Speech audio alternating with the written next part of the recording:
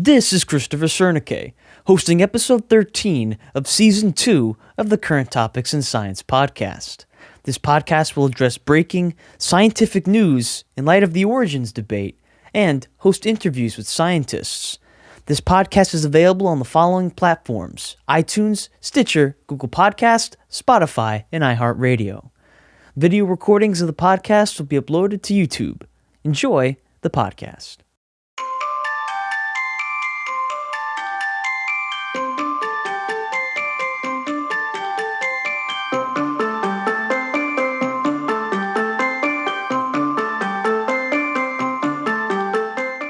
Today on Current Topics in Science, we have the honor of hosting Gavin Cox. Mr. Cox has a higher national diploma in engineering and a diploma in minerals engineering from Camborne School of Mines. Mr. Cox has a general certification of secondary education in mathematics, pure and applied, physics, and geology from Exeter College. He also has a Bachelor of Arts in Theology from the London School of Theology and a Master of Arts in Biblical Studies from the University of Exeter. Mr. Cox lived in Egypt for roughly a year, and he became fascinated by Egyptian history and archaeology. Mr. Cox was intrigued by the connections between the Old Testament of the Bible and the records of ancient Egypt, and wrote his master's dissertation on the Egyptians' creation and flood beliefs. He received his Master of Arts with distinction in Egyptology, Egyptian language, Egyptian culture, and Egyptian history from the University of Birmingham. His scientific career stems into archaeology and engineering, as he has worked in land survey with remote sensing and internationally in the seismic industry, prospecting for oil and gas, traveling to over a dozen different locations worldwide. Speaking of traveling, Mr. Cox was accredited as an associate speaker for the United Kingdom branch of Creation Ministries International in April of 2017, and went on to become a member of the full-time staff in June of 2018. Mr. Cox, besides being committed to sound biblical apologetics, has also authored several technical papers, two of which were published by the International Conference on Creationism, and the other published by the Journal for the Study of the Old Testament. This is my second interview with Mr. Cox, and in this interview, we are going to be looking into some Egyptian history, but primarily into Egyptian mythology, covering the Egyptian creation and flood stories. Now, without further ado, good afternoon, Gavin. How was your day, and how are you doing? Yeah, good. Thank you, Chris. It's great to see you again. And I've been busy in the office today at Creation Ministries International at our UK office, which is based near Leicestershire. And it's great to be with you again and talk lots more exciting things about ancient Egypt and how the Bible connects with that, and creation and the flood, and how we can trust our Bibles from the very first verse. So it's great to be with you again. It's an absolute pleasure and honor to have you here, Gavin. And since this is Current Topics in Science, we'll quickly look at this week's current topic. According to the Daily Times article, Tesla's obsession with the Egyptian pyramids and beyond, Nikola Tesla was deeply fascinated, even obsessed, with the Egyptian pyramids, which later became the basis for his triangular generators that he planned to place around the world to create Tesla's electromagnetic pyramid. According to the article, Nikola Tesla died somewhat unappreciated, but his fame and the myth around him has continued to grow tremendously into our times. He's now perceived as the ultimate mad scientist, the one who essentially invented our times, credited with key ideas leading to smartphones, Wi-Fi, AC electrical supply system, and more. He believed the pyramids contained a power to send energy wirelessly due to their shape and location, which provided the inspiration for his experimental Wardenclyffe Tower and his design for generators that could theoretically use the Earth's ionosphere as a source of energy. Gavin, we can see that at least for Tesla, the pyramids are a source of fascination and intrigue. We know that Tesla planned on creating his pyramid generators, but Gavin, how did the Egyptians create the pyramids? Wow, that's a great question. And the Egyptians showed themselves to be masters of engineering. And I think that's one of the things that Tesla would have been so impressed with. I'm sure he went to Egypt and actually saw the pyramids up close, which is something I've done. I can boast to have visited the pyramids at least 12 times. So I've been around it on a camel and a donkey, and walked around them and been inside them. And any engineer would be absolutely blown away by what they see. And certainly when I did my master's degree in Egyptology, we didn't learn anything about Tesla's ideas about the pyramids being an incredible generator of power. I think that's rather on the sort of the flaky end of the spectrum of Egyptological ideas. But I mean, the fact is that a huge lump of stone or rock, like the pyramids, would actually produce its own electric field, and have a certain resonance to it. But whether the ancient Egyptians ever built them to harness power is, I think, a completely different idea, and one that's often talked about by often UFO enthusiasts and more maybe the flaky fringe. But as far as how the Egyptian pyramids were made themselves, we only have guesswork, because the Egyptians didn't actually leave any inscriptions inside the pyramids of how they built them.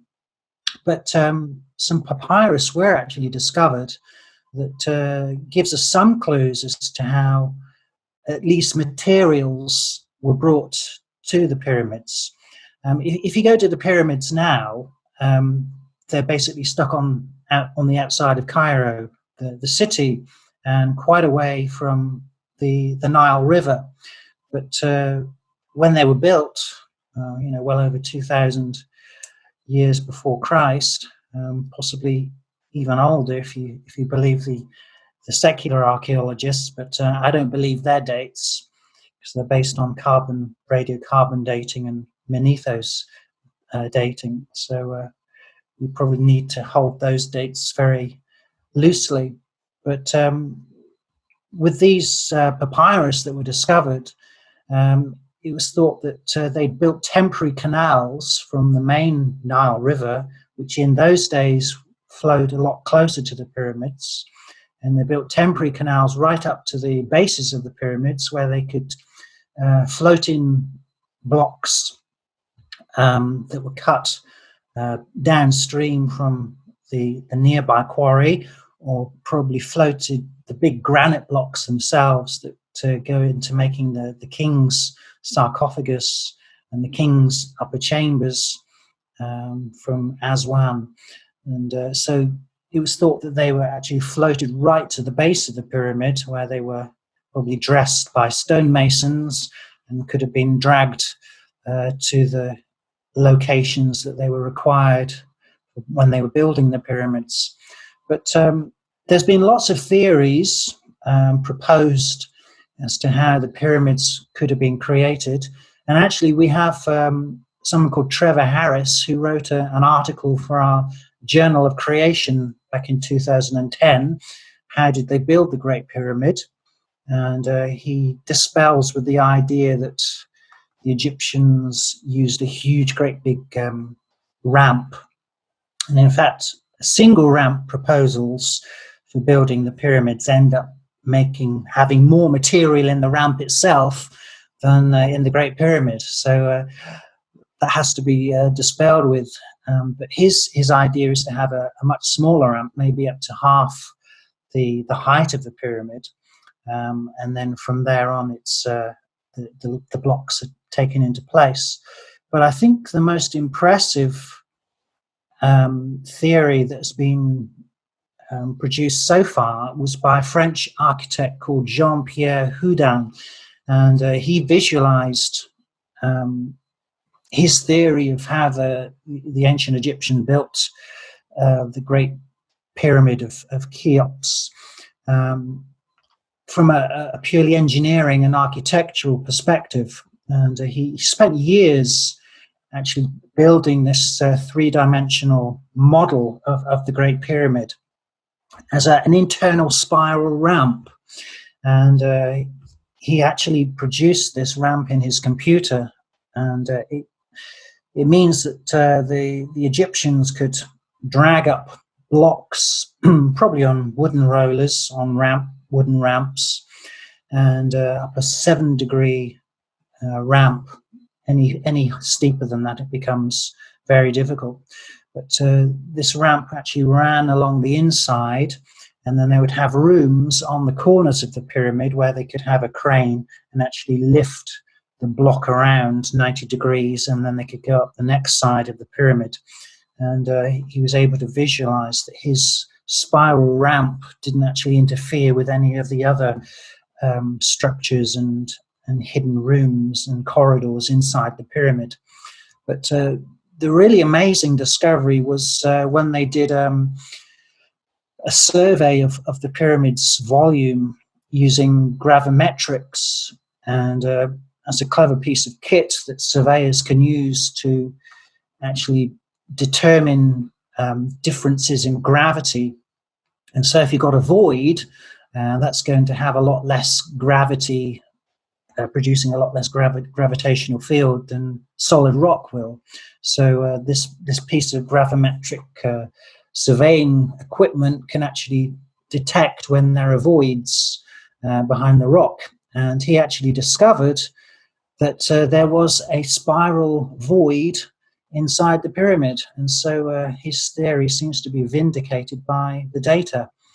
So, very clever engineering that the ancient Egyptians achieved to be able to take up millions of blocks of limestone actually inside the pyramid rather than building up onto the outside through one great big ramp. So, very, very clever engineering from the ancient Egyptians to build the pyramids. Wow, and speaking of the genius of Egyptian construction, this brings to mind an important worldview question. In an article called The Mystery of Ancient Man, Steve Cardinal wrote, "Archaeologists studying ancient civilizations often report being amazed or surprised at the level of man's skill in the distant past. Actually, they're surprised only because their evolutionary beliefs lead them to expect to find evidence of primitive men, not intelligent ones." Gavin, is ancient Egyptian intelligence a fact that is more consistent with the creationary or the evolutionary model for the history of humanity? Absolutely in parallel with what the Bible tells us, that human civilization post-flood is only about 4,000 years. And this is basically what mainstream archaeology tells us about civilization. That, even when you combine those extended radiocarbon dates, it doesn't extend hugely beyond the biblical dates. And obviously we do have to concertina down those radiocarbon dates and manethos dates for ancient Egypt. But it doesn't back up the evolutionary story that would have our earliest ancestors coming down from the trees a couple of million years ago and slowly evolving. Civilization seems to have sprung up all over the world at roughly the same sort of time.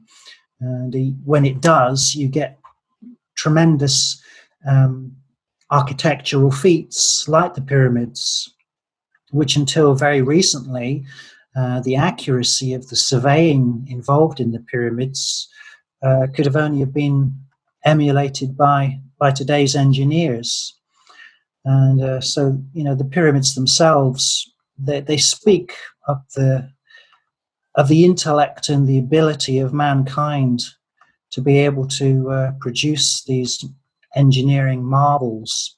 The accuracy of the pyramid's workmanship, such that 4 sides of the base have an average error of only 58 millimeters in length.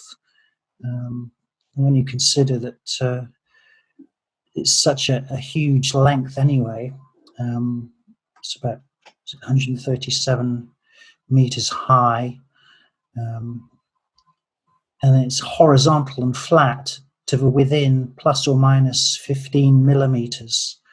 So that's quite incredible. Sides of the square base are closely aligned to the 4 cardinal compass points as well. So that's really brilliant surveying within 4 minutes of arc. So that's incredible accuracy. And this is based on true north, not magnetic north.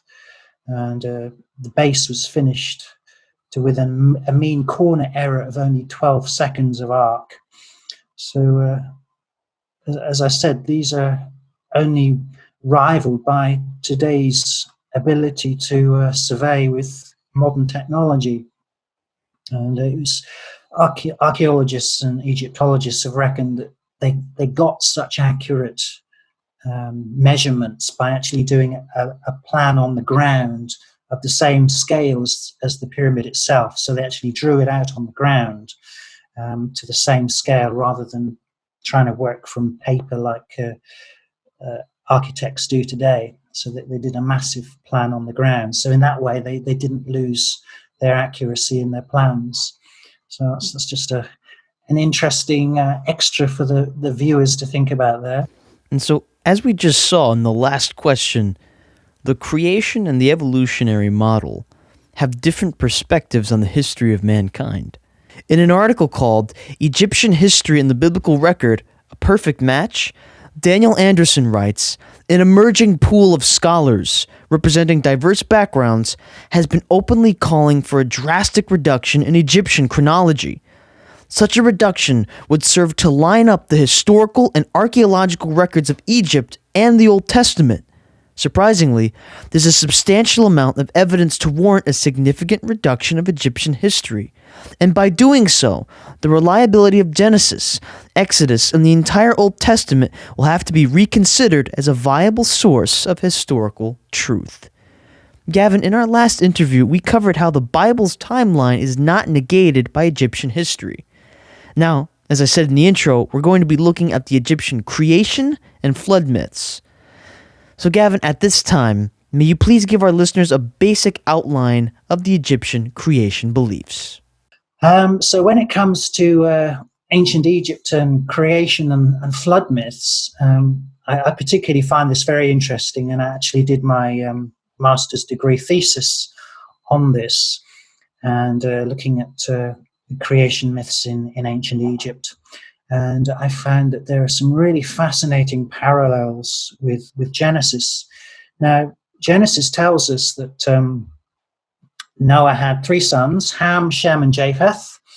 And Ham went off into North Africa, and he had a son, Mizraim, and his name occurs in the Hebrew Bible well over 580 times in connection with Egypt. So whenever you read Egypt in the Hebrew Bible, you don't read the word Egypt, you read the word Mizraim. So it seems that Ham's son actually named the country. And when you read some of the Psalms, it talks about the land of Ham or the tents of Ham. So right there, Noah's son and grandson are intimately connected with ancient Egypt.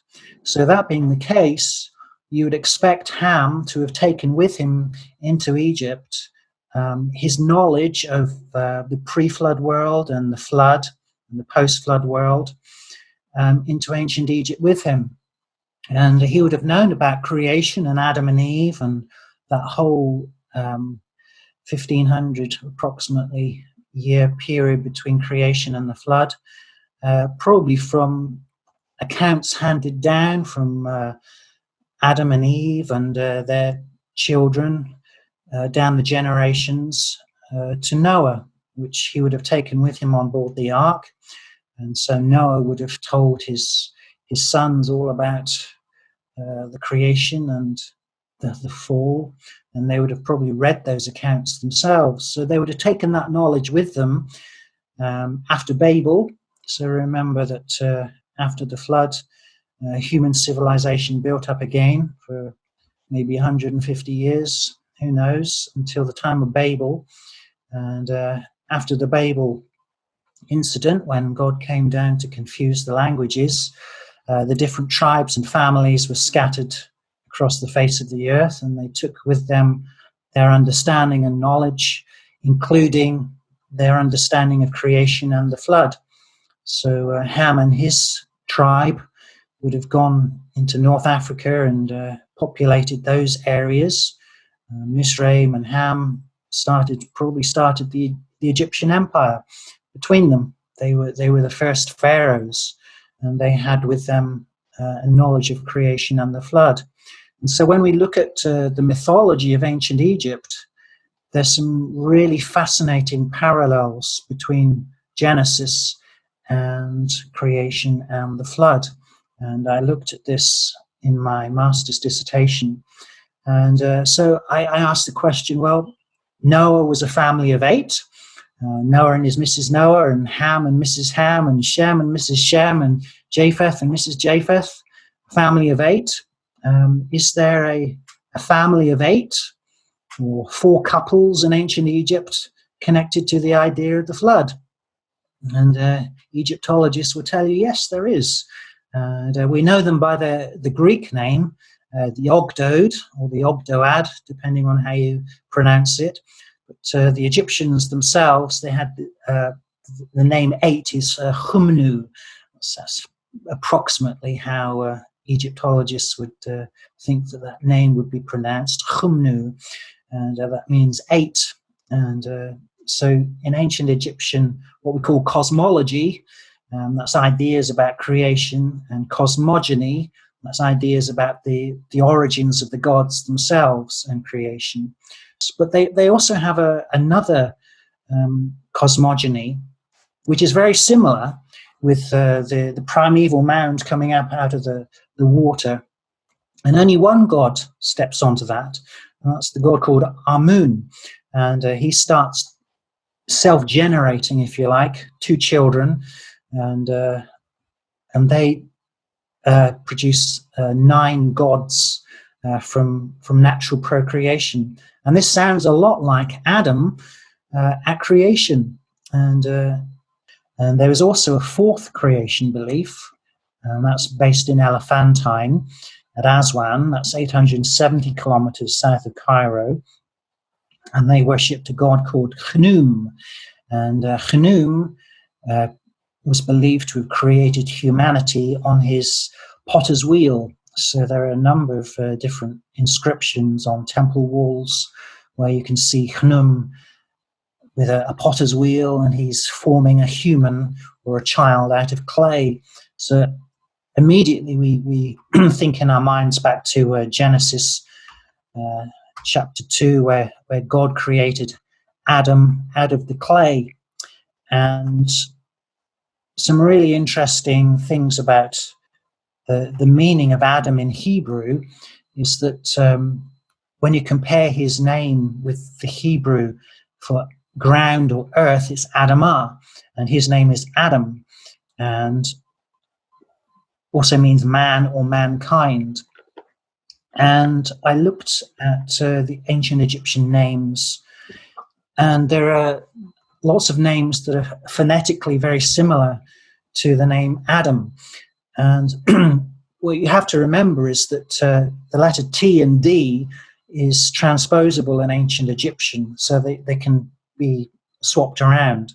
And so when we think of the god Atum, he can also be spelled Adam as well.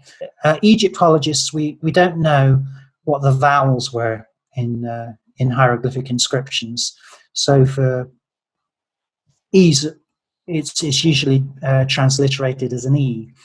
So we don't exactly know how the vowels were pronounced. So we just have the sibilants of the actual letters themselves, and you have to introduce the vowels so you can pronounce it. So Atum could actually be pronounced Adam. There's no reason why that can't be the case from a linguistic perspective. So I've looked at roots for the ancient Egyptian Atum. So if you take the phonetic root of Atum, you get Tum. And when you look at words with this phonetic root in tum, you get red earth, you get mankind, red blood, and these all share the same root with the Hebrew Atum. And I also did this for the names of Noah, Ham, Shem, and Japheth, and looked at names in ancient Egyptian and found really fascinating parallels with these names in ancient Egyptian.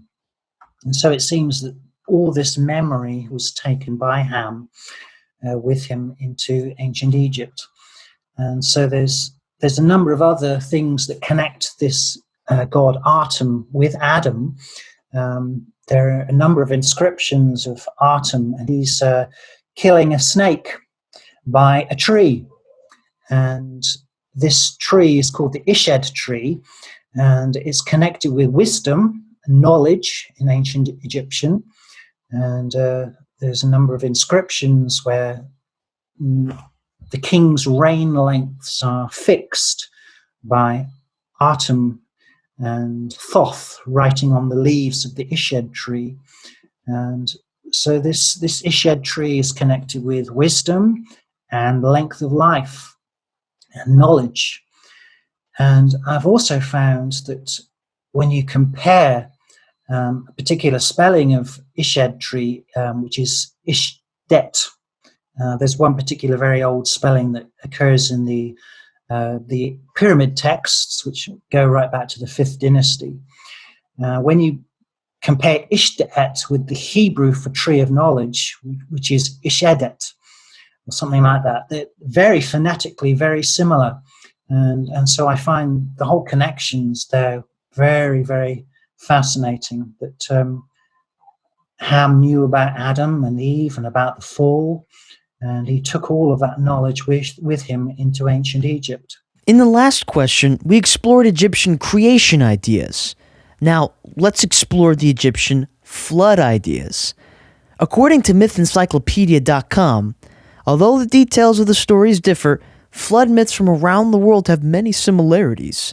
The themes of punishment, survival, and rebirth or renewal occur frequently. The Egyptian flood myth begins with the sun god Ra, who feared that the people were going to overthrow him. Gavin, take it from here. How did the Egyptians outline their idea of the flood? Well, they did see the flood in terms of creation, mainly. But there are several passages that we need to mention that seem to talk about the flood in terms of punishment. And one of them is the Egyptian myth of the heavenly cow. And that appears in a number of tombs. Ramesses and several others have these inscriptions of the 8 gods. Again, there's 8 gods, and they're supporting or assisting Shu, which is the air god, and they're lifting up the heavenly cow.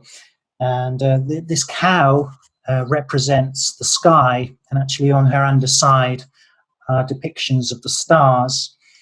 And this actually occurs in Tutankhamun's shrine as well. Tutankhamun had some huge wooden boxes in which they were nested, so there was a box inside a box inside a box.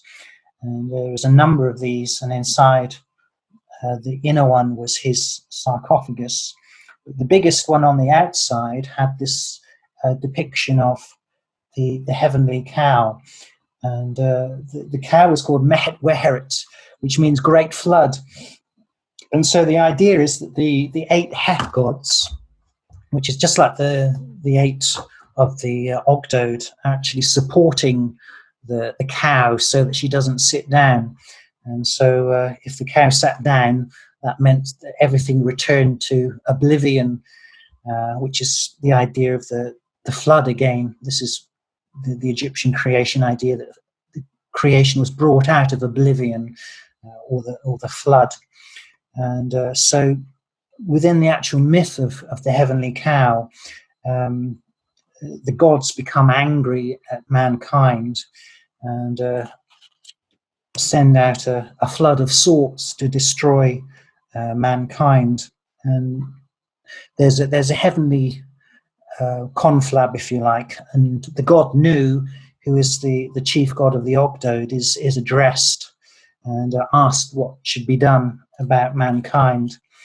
And so that's one of the inscriptions that talk about the flood in terms of judgment. And the other one is the 150th chapter. There's a chapter in the Book of the Dead, and basically talks about chapter 175, the Book of the Dead. I must explain to our viewers what the Book of the Dead were. When people died and they were mummified, they had papyrus wrapped in their wrappings, or sometimes inscribed on their coffins. These were the coffin texts. But the Book of the Dead, someone could order a chapter from the Book of the Dead and be buried with it.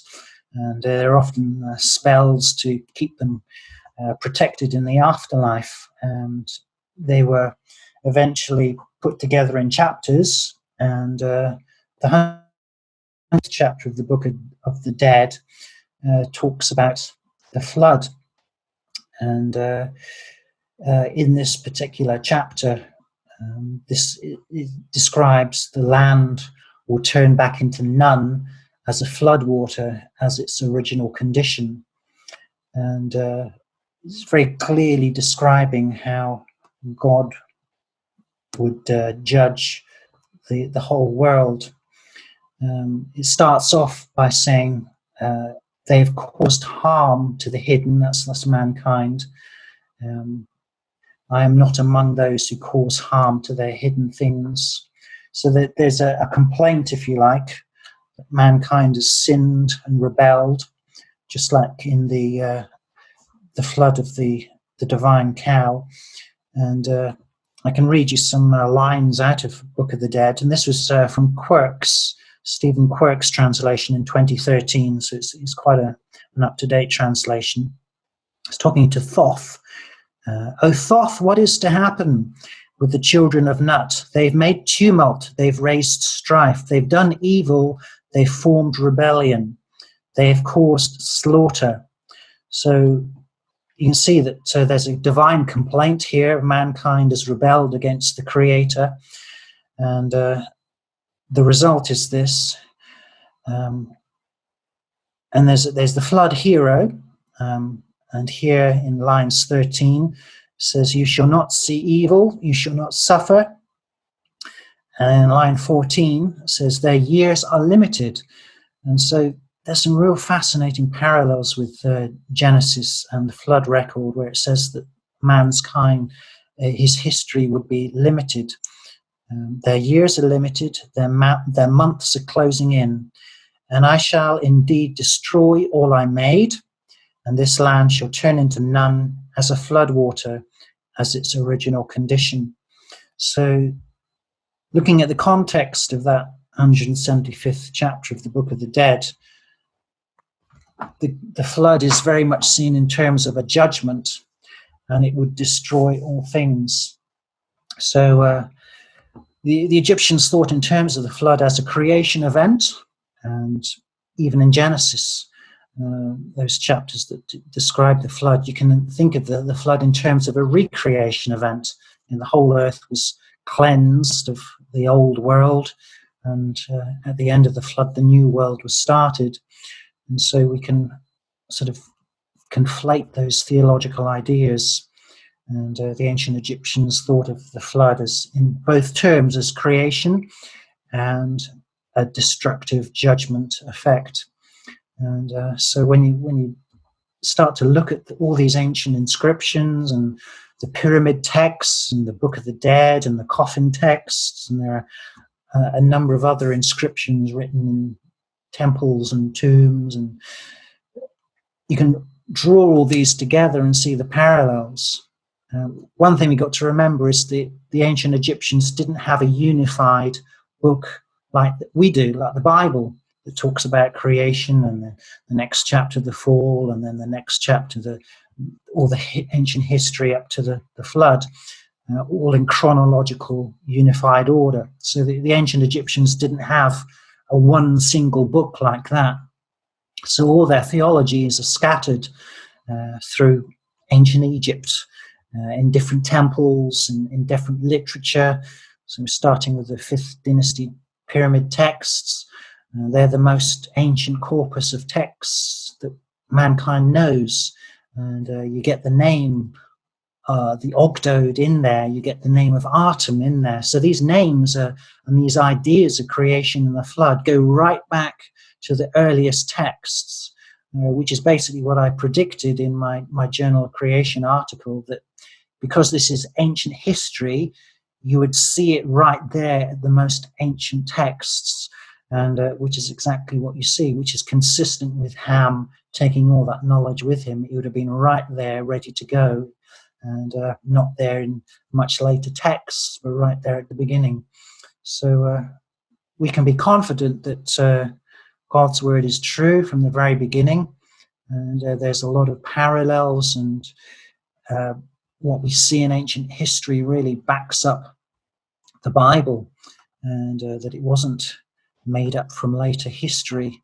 But when we see it in terms of what was taken from Adam and passed on to Noah and his family, and they passed that knowledge on after Babel, it really does make sense with what we see there in ancient history. In the last question, I read a quote from mythencyclopedia.com, which stated that the different flood narratives around the world bear remarkable similarity. Upon a brief glancing at the Egyptian and the Hebrew creation and flood stories, they definitely have similarities. According to the article, Summary and Analysis, Egyptian Mythology, the Creation. The Egyptian creation account begins something along the lines of, at first, there was nothing but Nun, the primal ocean of chaos, which contained the seeds of everything to come. This is similar to the Bible statements recorded by Moses in Genesis chapters 1, verses 1 and 2, which says, "In the beginning, God created the heaven and the earth was without form and void, and darkness was upon the face of the deep, and the Spirit of God moved upon the face of the waters." Both of these statements mention a deity creating and mention waters. And so they're akin in that respect. But Gavin, how else do the Egyptian creation and flood beliefs compare to what the Bible teaches about the creation and the flood? Yeah, there are some really fascinating parallels when you look at the Hebrew terms for creation. And I've written about that in my latest paper that is going through peer review at the moment. So I think there's some really intriguing literary connections between the Egyptian and Hebrew cosmology. So Genesis 1:1 contains the Hebrew word reshit, which means beginning, first, or starting point. In the beginning, God created, so reshit there, which describes the initiation and moment in time of God's creative act. And when you look at the root, the Hebrew root of this word, Rosh, means head or chief. And you can have this exact same parallel with the Old Kingdom Egyptian word Zep-Tepi, which means first occasion, primeval times. And the root of that is head, or beginning or chief, just like the Hebrew. It actually has a little hieroglyphic sign for a head. And that's one little fascinating parallel. There's another Old Kingdom term, kwameh, which means to create, produce, or devise.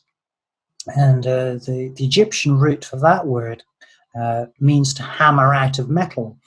And that is really parallel with the Hebrew word used in Genesis 1:6-8, where it describes God creating the sky or the firmament, and the rakia, which is that sky there, the Hebrew word describing the firmament. And when you take that Hebrew word rakia, it also has the root raka, meaning hammered out, beaten flat. or metal sheet. So obviously that's a word that's associated with it later, with the idea of metalworking. But it's not that the Hebrews or the ancient Egyptians had an idea of a metal dome over the earth, but rather the idea of waters divided from waters. But the idea is there that God is constructing, as the master craftsman, the universe. And this idea of hammering out or beating flat is there in the Racha, as the root to Rakia. And again, with the Hebrew word for to create, produce, or devise, kwamer, is exactly the same root. So that there's really fascinating parallels with Egyptian ideas of creation, and also the idea of separation there of media.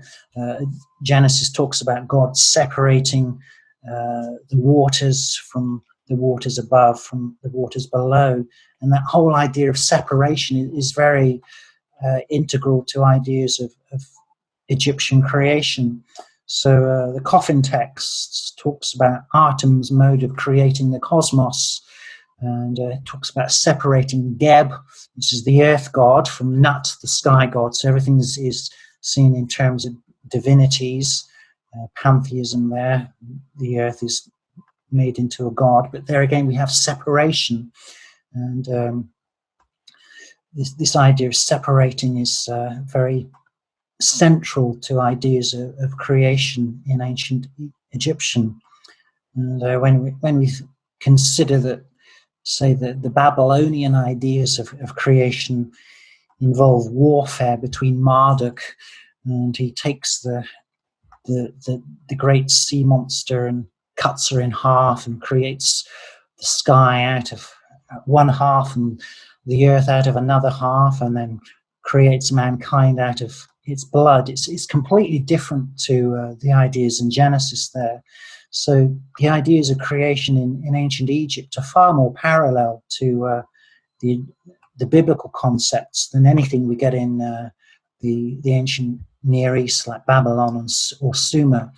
So again, I would say this is very powerful evidence of all these ideas of creation being brought into ancient Egypt by Noah's son Ham and his grandson Mizraim, and being handed down, paganized over the years.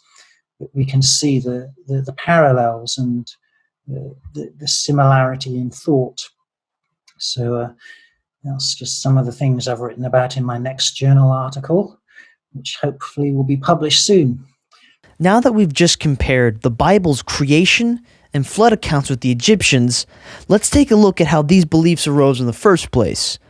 Dr. Charles Taylor says that some of the typical ingredients of myth are multiple heroes, no one in supreme control, unpunished violence and illicit sex amongst gods and between gods and men, inanimate and created beings as gods, and the stories or myths themselves were the invention of both men and gods rather than revelation from one god to mankind.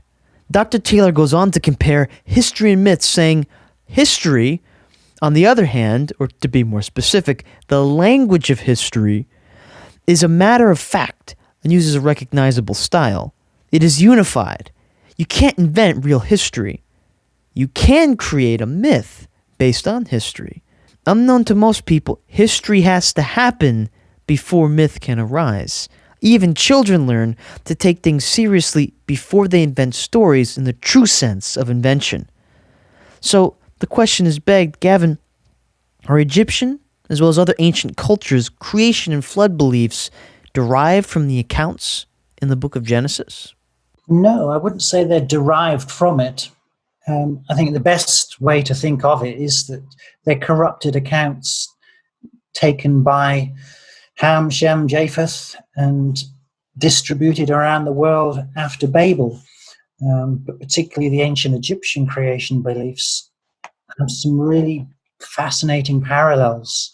So basically, it's myth being derived from history, myth being derived from the original biblical accounts. And of course, when we compare the literature of the Bible to the ancient Near East, the Bible reads as straight history. matter-of-fact account.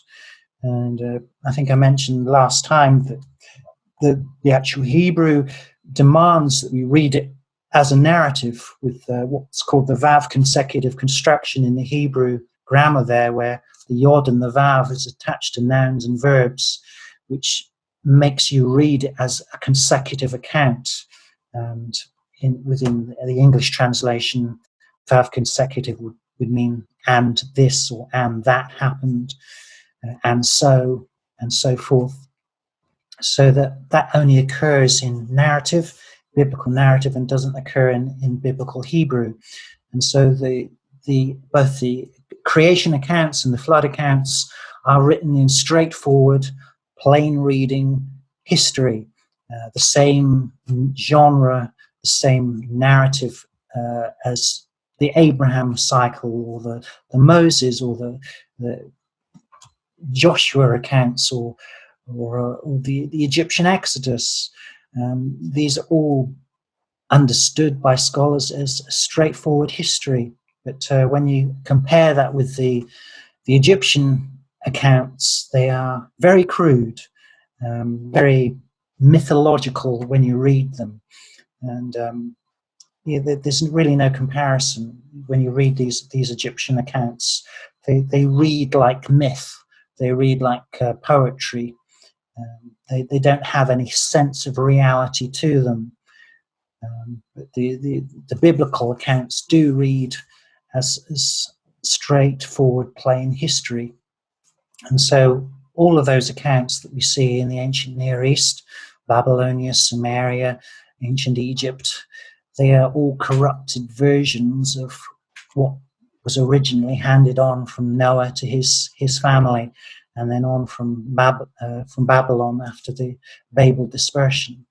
So I think when we approach these ancient Near East myths of creation and the flood in that way, then we can really understand the parallels. But try and derive the Genesis text from something like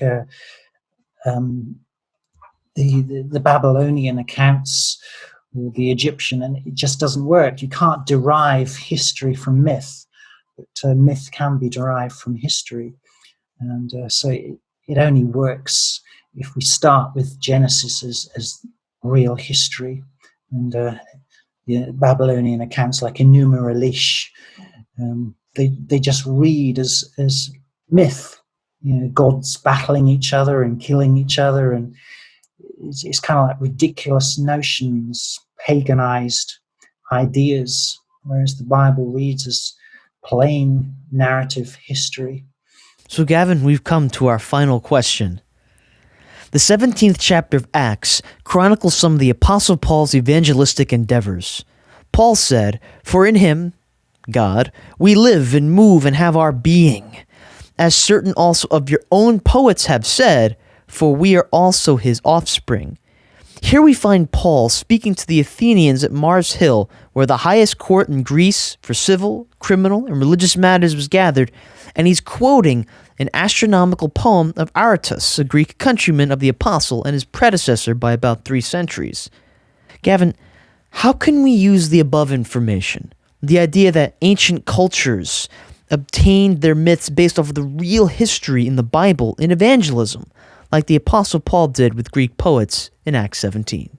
Well, missionaries who take the Bible seriously, as Genesis as real history, when they've encountered tribes in Africa or Brazil, they've started to relate to them through their own creation mythology, and they've found the similarities.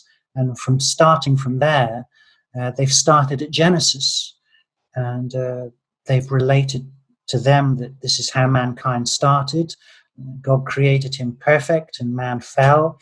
And often in these tribes, they will have very similar ideas of creation of man, perfect, and of his fall. Maybe they'll have ideas of man being created out of clay, like Adam. And they'll start to relate to the history in the Bible as their own history. And when it comes to the flood, many of these tribes around the world have flood concepts, flood myths, where their ancestors were floated in on a boat with some animals. Even Australian Aborigines have these flood myths, or different tribes around the world, Brazilian tribes in Congo.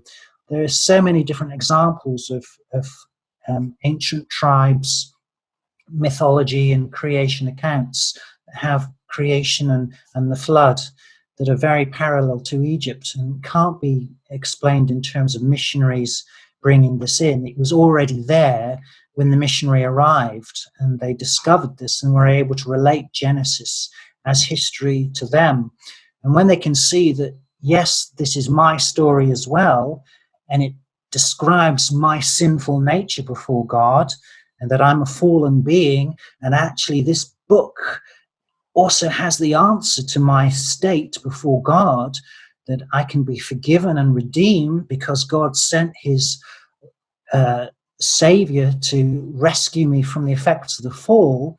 When the missionaries have built up their understanding of the Bible and redemption from the very foundations of Genesis, they've seen tremendous impacts in terms of those tribes receiving the gospel. Whereas if other modern missionaries have gone in and tried to preach the gospel, they'll say, well, which God? Why am I a sinner? Why do I need to be saved? Surely my praying to my aunt and uncle will do that for me. But when missionaries have started with the Genesis account as real history and applied it and seen the parallels with their myths and beliefs, and actually shown them that they can be redeemed too, and that the Bible has the answer to their predicament, their sinners needing to be saved, then they come through to faith. And so this is what Paul did on Mars Hill. He started where they were. He ended up at the same place, which is Jesus, but he didn't start with a Jewish understanding. He had to go right back to first principles and start with the God of creation and the fact that mankind is fallen and needs redeeming.